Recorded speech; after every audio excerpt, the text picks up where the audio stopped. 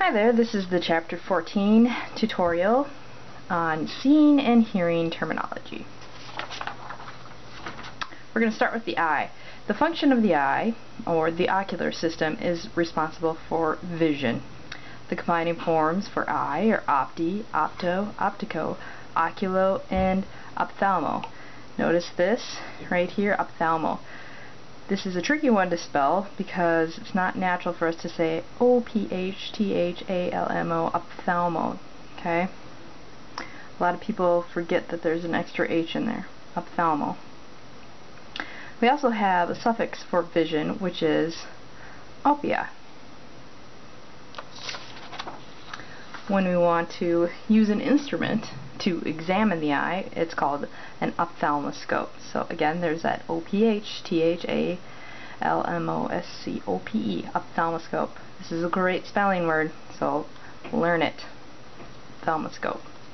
This is a typical ophthalmoscope that you'll see in practice.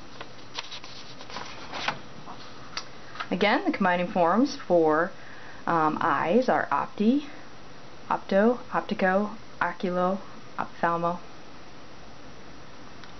Eyes.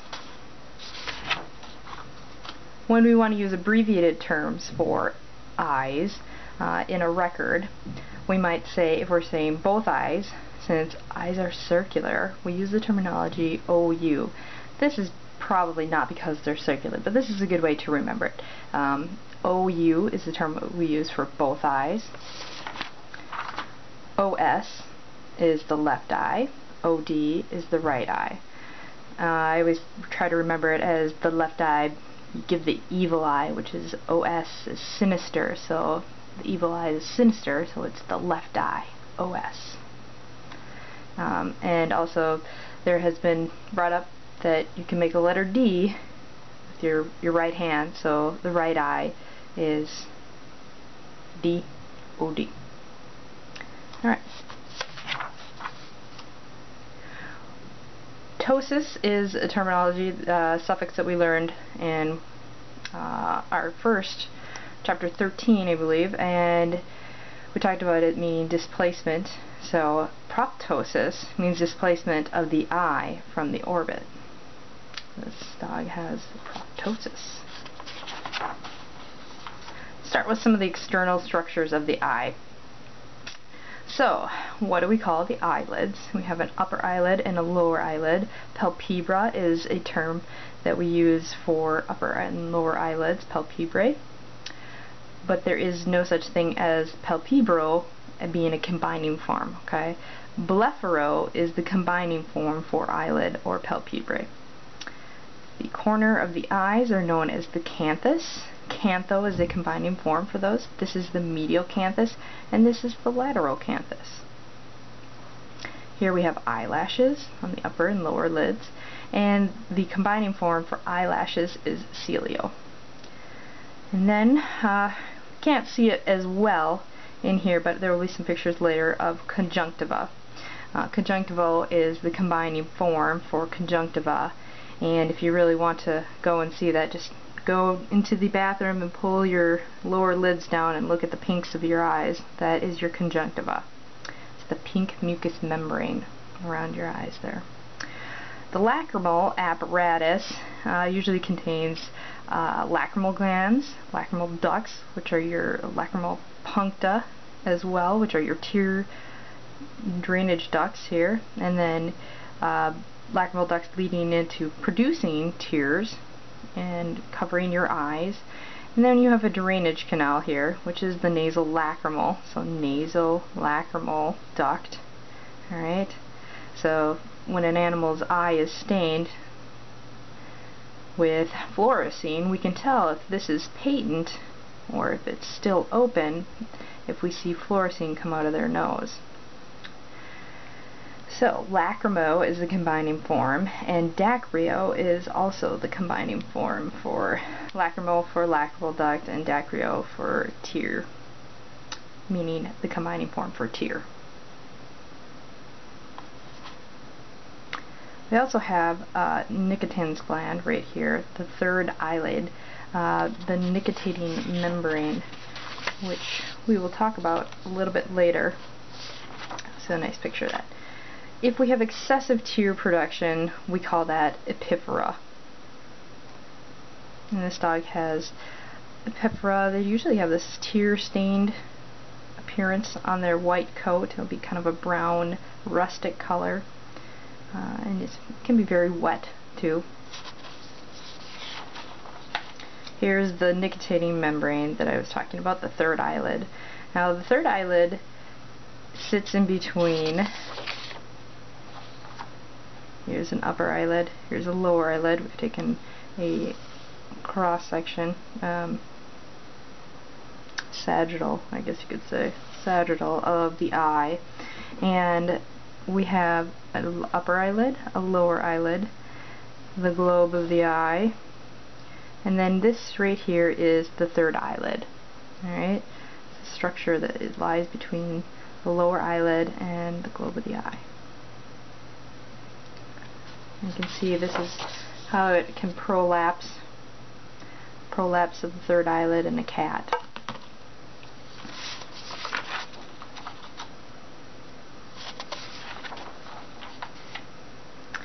Blepharo, again, is the eyelid. So a blepharospasm, this animal has probably had some kind of injury to its eye, and to protect the eye, the body causes these blepharospasms, which keeps the eye shut. Alright, so it's an involuntary control of the eyelid, a blepharospasm. Tessorrhaphy is the suturing together of the eyelids. Tesoro actually means edge of eyelids, so and raphy means suturing. So this animal has some kind of issue with its eye, and they've decided to suture the eyelids together to protect the eye and try to continue healing. Sometimes this is a last resort for some animals, or a low-cost resort to help healing. So. Eyelashes, again, celio. So, and eyelashes are huge. Alright, eyelashes that roll inward. Okay, inward rolling of eyelashes is called entropion. So this animal has inward rolling of the bottom eyelid. You can see how the upper eyelid, it looks normal, but it's like there's just a disappearance of the lower eyelid here. So inward rolling of the eyelid, entropion. Ectropion is the opposite, which is the rolling outward of the eyelid.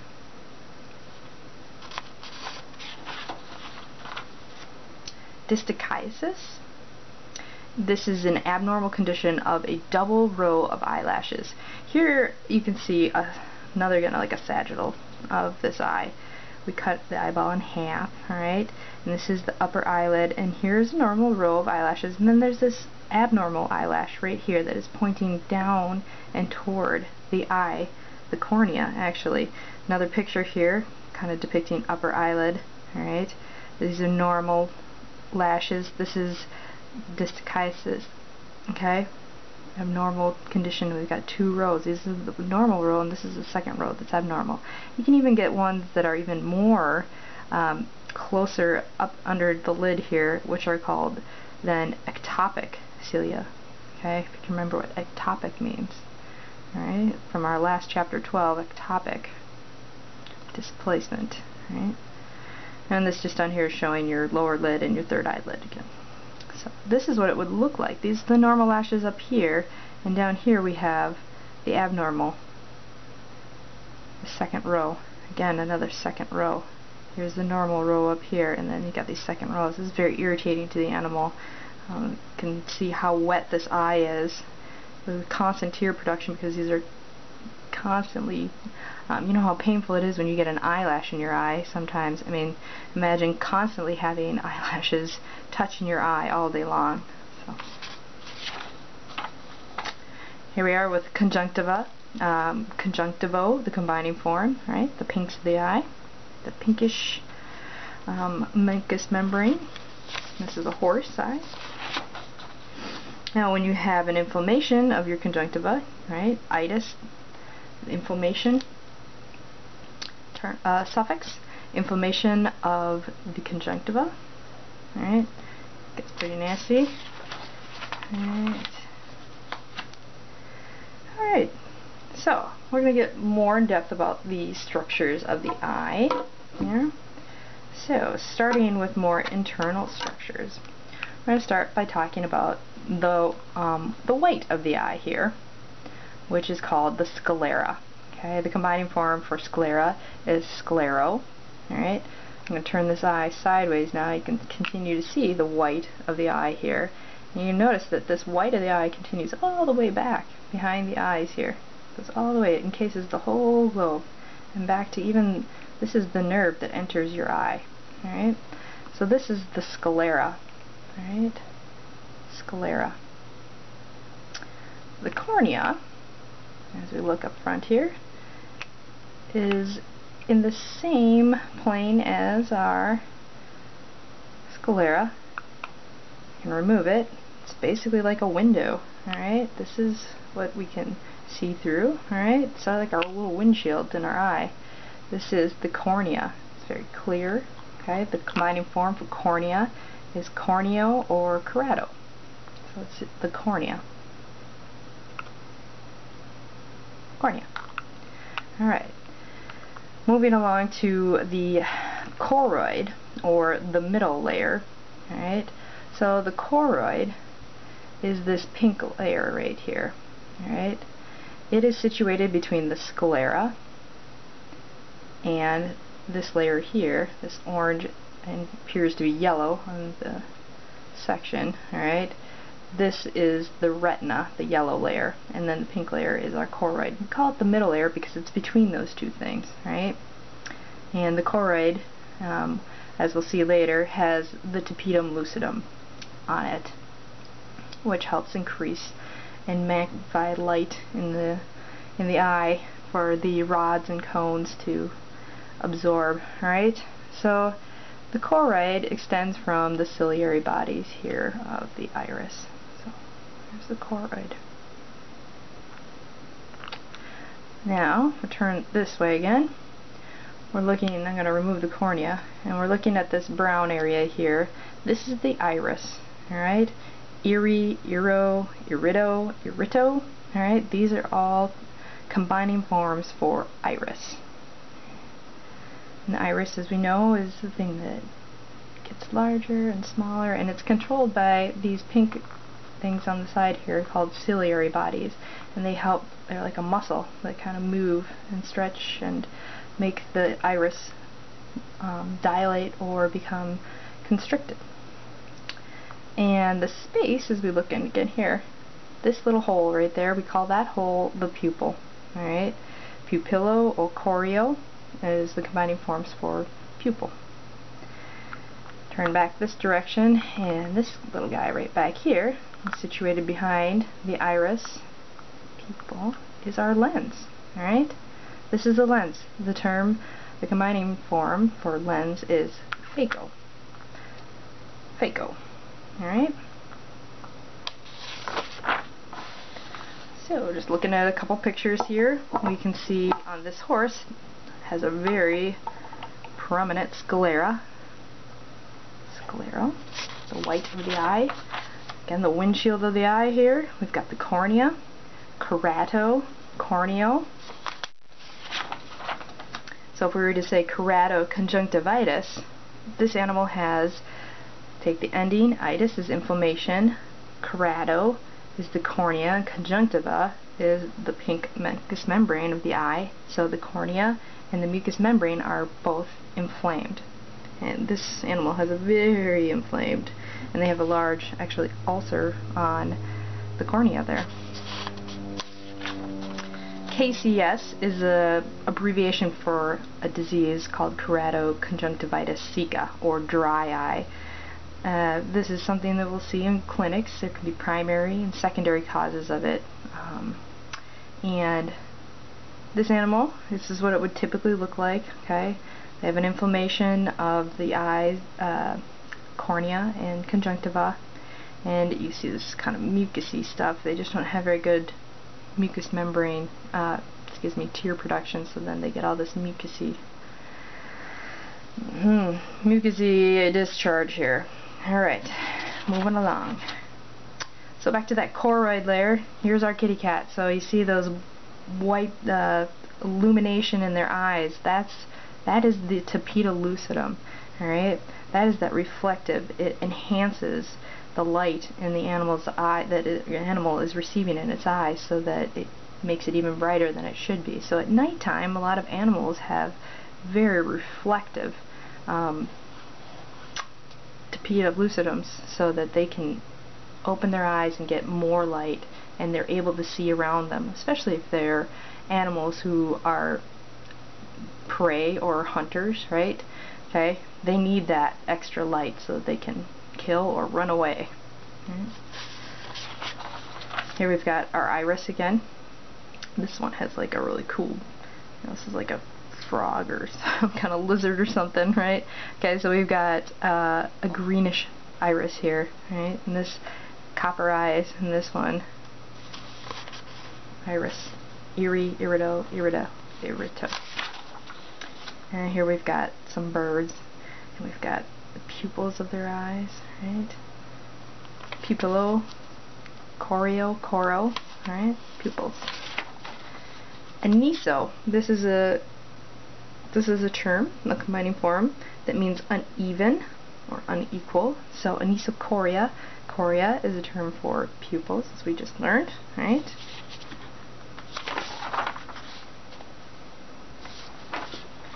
Uneven pupil size. You can see this cat has 2 different sized pupils, and this happens in some animals, right?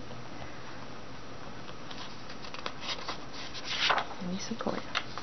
Phaco, again, meaning lens, right? This is giant, like, must be like from a elephant or something, I don't know. But that's the lens of the animal there, phaco. They're very clear. They're just like glass because it's the best thing to see through, right? If your glass becomes cloudy, it does this as you get older. We call that nuclear sclerosis or lenticular sclerosis. It's the normal aging of the lens of the eye. And this dog, you look at an old dog, and you kind of see that their eyes are just a little bit cloudy. Right? If you've got some severe cloudiness, so much that it will block vision in that eye, alright? The opacity of the lens, it sometimes can be secondary to disease process, sometimes it can be a primary problem.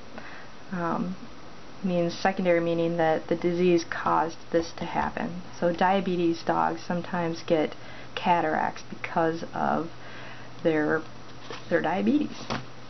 And you'll learn more about that when we talk about that in anatomy and physiology someday. Alright? Okay. So back to more of the internal structures of the eye, looking at the retina first, right? We already kind of looked at that the first time. So here, again, that yellow layer, the inside here, that is the retina, okay? And you can see there's retinal blood vessels and veins and arteries that run through, giving blood supply to your retina. Right, nourishing your rods and cones so that they can do their job and send information to your optic nerve. Right? You see that's the entrance of the optic nerve right there. It's called the optic disc. You have no vision in this site because that's where the nerve is. There are no rods and cones on top of this. Right? So you have no vision in this part. It's the optic nerve. Right? So that's the retina layer. Retino is the combining form. Right? And in the front part of your eye here, we call this the anterior chamber, the space between your cornea and your iris, right? It's called the anterior chamber. And then the little bitty space that's between your lens and your iris, right? There's a little space in between here. We call that the posterior chamber.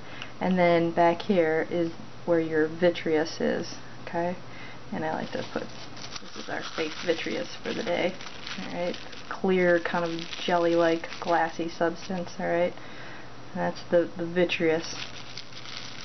But aqueous humor, meaning water, lives in the posterior and anterior chamber, okay? We have this, it's bathing, constantly moving around, alright? And that is where aqueous humor is. And when you get back into here, into the vitreous, we have the vitreous humor. And vitreo means glassy. Okay. So looking back, here's if I took my ophthalmoscope out and I looked into the eye, here's what I would see. This is the optic disc here. Alright, and this has got the blood vessels coming through. Alright, looking at the back, it's kind of got an iridescent to it. It could be, you're looking at, you can see the choroid coming through there. Alright, retinal. So aqueous humor again is in the anterior and posterior chambers, and then the vitreous body. Okay, the vitreous humor is back here on the vitreous body. So this is where the aqueous humor comes into play with glaucoma. Sometimes we have diseases that cause the aqueous humor not to drain from the eye. Alright, things might get inflamed, something happens, alright, and it usually drains right down here in these angles, we call them, alright, the canal of Schlemm, as you'll learn someday, alright, and something happens, some kind of disease process that it says, nope, it's not going to drain anymore. Well, there's only a small amount of space, and the more fluid that keeps running and producing in here, it increases that intraocular pressure. So it increases the pressure. Alright, so we call that IOP, is the abbreviated term for intraocular pressure. And glaucoma is the condition of increased intraocular pressure. So when that space, that pressure increases to a certain degree, we say that they have glaucoma. Alright? So here's just a review of the structures of the eye. You can look at these on your own, alright, since you don't have an eyeball like this at home. Alright, moving along to the ear now. So, function of the ear. The ear is a sensory organ that enables hearing and helps maintain balance. So, combining forms for the ear are oto, and the combining forms for sound or hearing are acousto, acuso. There's a big deer with the giant ears. So audio, adi, oto, ears, acoustico, acuso, sound and hearing.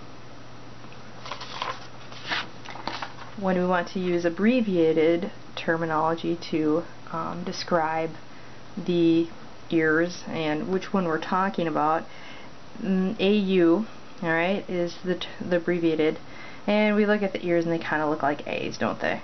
Right? So AU means both ears, and if you remember, eyes were OU, okay? So AU. And if you look here, we've got AD is the right ear, and AS is the left ear. So again, if you always want to just remember, S is sinister, so sinister left eye, sinister left ear, right? And again, D for the right ear. So here we have a dog with normal anatomy, and this external part of the ear is what we call the pinna, right? Pinny being the combining form for pinna. Ori or oro are another other combining forms for pinna. Alright, so that's your outer ear. And then we have the external canal that comes down here, okay, and then we get into what we call this area, which is the middle ear. Okay, the middle ear actually houses the tympanic membrane, which is this light blue right here. That's the tympanic membrane. See, it's kind of flat. Tympanic membrane, another name for that, is commonly known as eardrum, right? And then we have these little white things in here, and those are little bones in your ear, okay, 3 little bones, and those are called ossicles. So all you need to remember them now. Later in your learning, you will have to know what the names of those bones are. But for right now, we're just going to call them ossicles, right?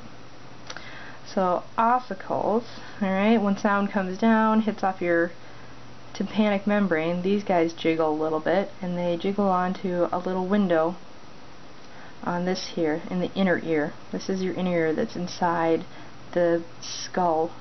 Alright, this bone right here. This is muscle. Okay, so you're inside the skull now.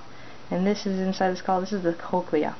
So cochleo is the term for that, and that's the inner ear. Inner ear, middle ear, external.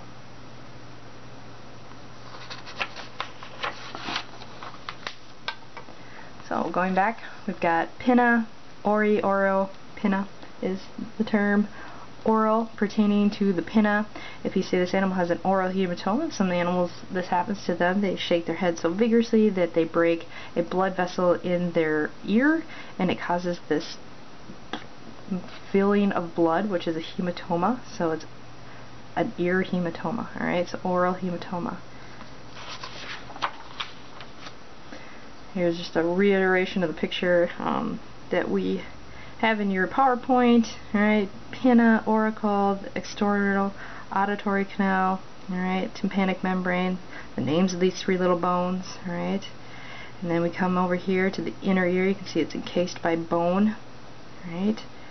And over here we've got this little tiny window right here that when the sound vibrations hit that window, they move into the cochlea and they make vibrations, waves that can be transmitted and to by the vestibular nerve here and the cochlear nerve. Actually, the cochlear nerve is the one that does the thinking, right? Okay, and it sends that information to your brain. So the cochlear nerve processes what you're hearing.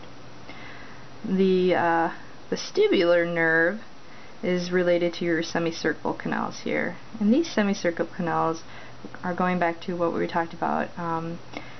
It's all about telling your body where your balance is, where you are in space. Okay? And these semicircle canals are in 3 different directions. They're in a 3-dimensional directions. You can see they are all in different little planes, so they know by which way the fluid is moving in these things. They can tell, where am I? Am I leaning to the right? Am I leaning to the left? Am I upside down? Alright? This is what tells you where you are, your perception of where you are in space. And it helps you with your equilibrium a little bit. Alright. This is the cochlea right here. Alright? These are your semicircle canals. If I want to look down into the ear, I'm going to use an otoscope. Alright, so oto, ear, scope, to examine the ear. And this little device right there, you stick that right down into the ear canal, and you are looking. You have to straighten this canal out because you see it makes a turn. You actually have to pull the dog's ear so that it makes kind of more of a straight line, and you look around and you're looking for the tympanic membrane is what you're looking for. And when you look in, you finally see that tympanic membrane. This is what it looks like. It's very kind of clear, grayish color. And this right here is the little bone that lays behind there, the malleolus. Alright? So tympano or moringo is the tympanic membrane. When we get an inflammation of the ear, an otitis externa is what we say, or otitis, right? So this animal, you can see normal ear. As I turn it, you can see these two right here. This is kind of a pink color. This is like fiery red. I turn around.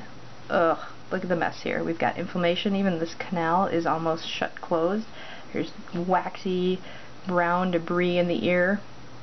Okay, there's even like pus down here. And in here we have some pus too behind this animal has some severe inflammation. But this, if it just had out here, we call this otitis externa. And then otitis media would be in the middle, and otitis interna would be on the inner ear. A lot of animals who have this going on here and here, they'll actually have neurologic signs, right? They'll have head tilts, maybe even like seizures and weird things that happen to them. So otitis media and interna. Otitis externa usually is just really smelly and stinky, and they tends to be very painful for the animal too. Alright, so again, this is otitis externa. This is an animal who couldn't get rid of their, if you can't get rid of the externa, so what they do is they actually will do a surgery called an ablation, alright, surgical removal of a part, which means they actually, starting from here, they remove all of this canal. And just get rid of it, all the way down to the bone. Gone. They'll keep the pinna, of course, see? And then they just suture the skin shut, get it real nice and clean. An ablation. This animal has actually just had a lateral ear canal resection, so basically they probably took a portion of it and left another portion. You can still see it has an opening here, so they took out this part. Lateral ear canal resection. Alright, so that is your ear. Alright, and don't forget the eye. Alright.